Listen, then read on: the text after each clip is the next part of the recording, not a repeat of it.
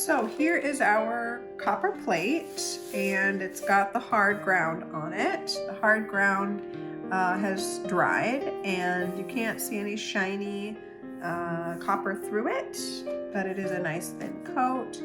And what we want to do is take our drawing and transfer it to our copper plate. That way we know where we're going to be making our marks. And with hard ground, it really lends itself well to line work. So I'm going to be using this stylus. It's just a metal etching needle for scratching away the ground. Now we're not going to be digging into the plate. That's called dry point. That is actually where you remove the copper, but we're just going to be trying to get through the ground. So you don't have to push really hard. You don't have to use a lot of force. You're really just trying to remove that top layer of the waxy hard ground, which makes it a lot easier than dry point because you can get a lot finer marks because you're not trying to scrape through the metal. The acid will do that part. That's why it's called etching, because the acid etches the material. You don't do the etching. So I could take this graphite drawing, and because it's graphite, it will transfer to my plate. So I could turn it upside down and I could burnish it, and a lot of it, probably not all of it, will transfer. But if I burnish it, then my pencil marks, my graphite marks, should transfer over. And if you're using a pencil that's like a harder pencil, like this is an HB, you're probably not going to transfer enough. If you're using a softer pencil like a 6B, then that's a lot more is going to transfer. So if you want to do that method, then I would suggest using a softer pencil like a 4B or a 6B.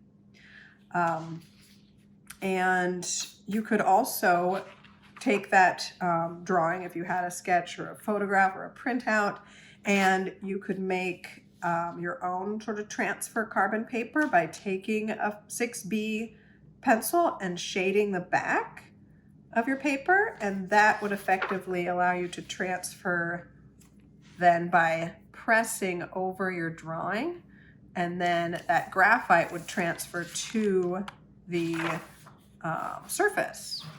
Now, we have to remember in etching that it's going to be a mirror image. So if you wanted it to print looking like this, then doing it in this sort of turnover, face down, rubbing method would probably be the best, or the most straightforward, I should say.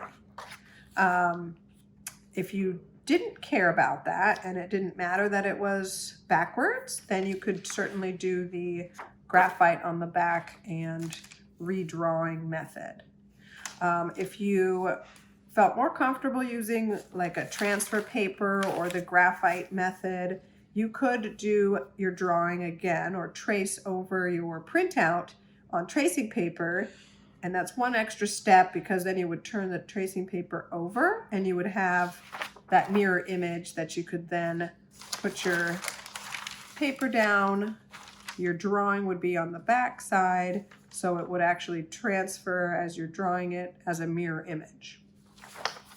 So that's one extra step, but if you already had a printout or a drawing that you liked, that you wanted it to look like the print, to look like the drawing exactly, then that's the way that I would do it. The way that I'm going to do it is I'm going to use this red paper. It's like a red carbon paper using iron oxide, which is not greasy.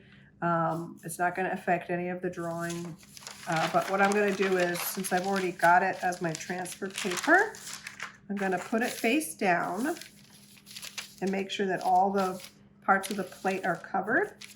And then I'm going to put my paper down and make sure that I have the plate covered so that my paper lines up with my plate.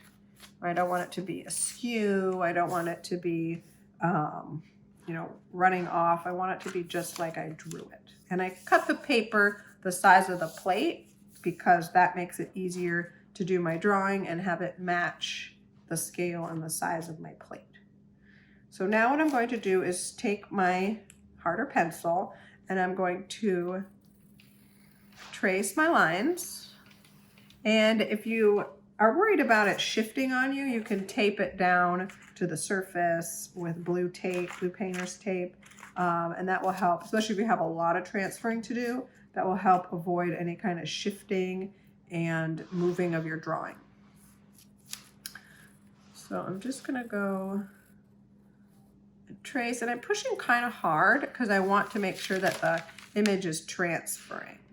And you can see that it is. You can also use a paper with white chalk on it for this purpose. And then I'm just going to redo all my relevant marks that I want to be able to see when I go to start etching. And this is by no means the entire,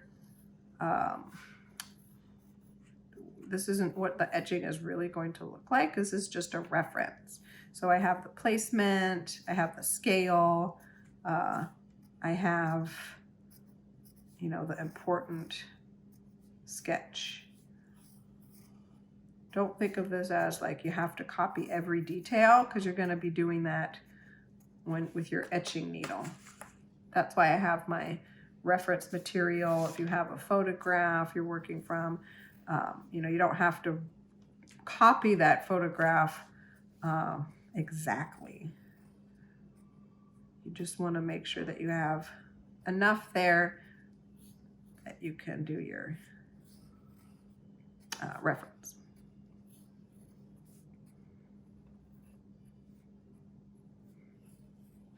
And if you want to use a ballpoint pen to trace your drawing, that's fine too.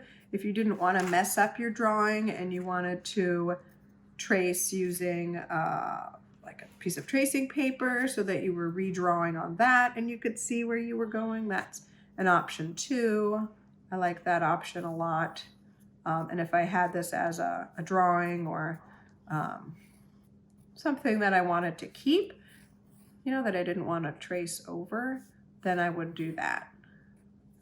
Use a piece of tracing paper and put it on top of my plate of my drawing and then draw on that.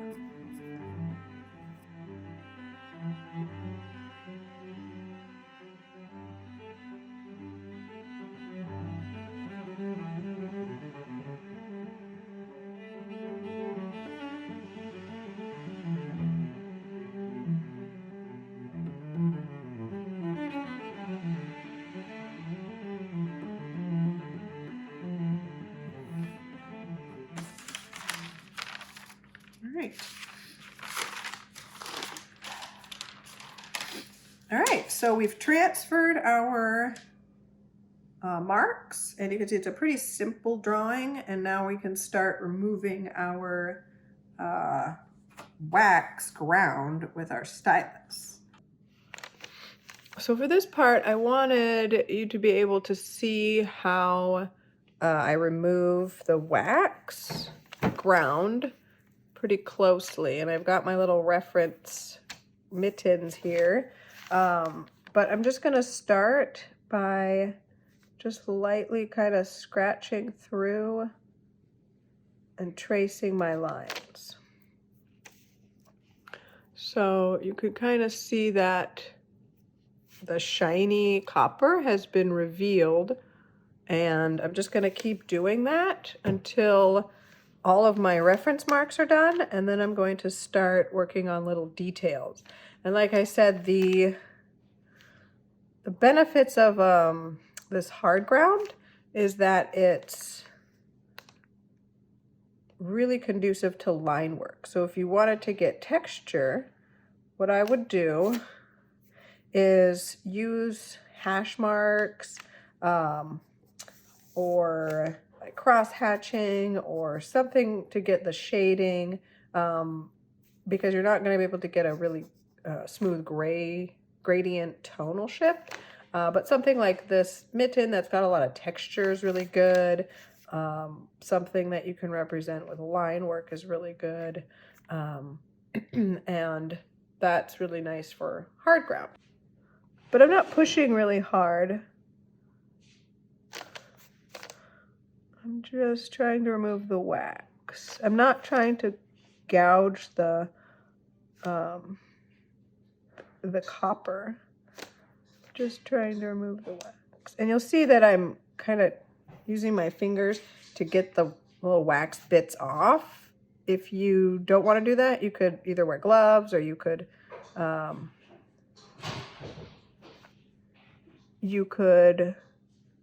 use a tissue or something.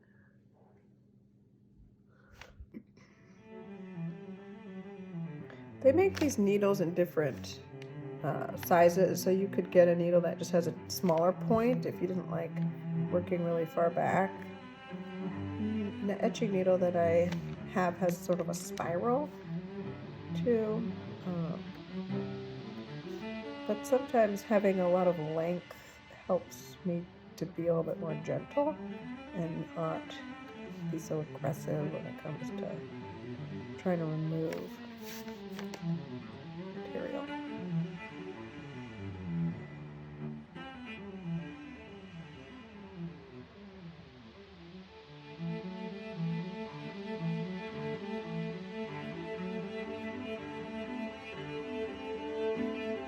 And I think that's it for this guy. And then if I wanted to start adding texture, I could start kind of imitating a shadow here.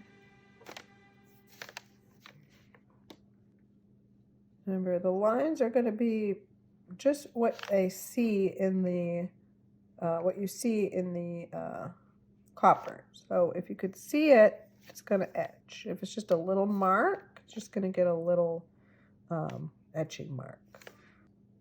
One thing I will say is if you expose too much, like if you wanted an area that was darker and you wanted to expose a lot, if you expose too big of a open area of copper, then you're going to get what's called open biting, and because of the way that the acid works on the copper,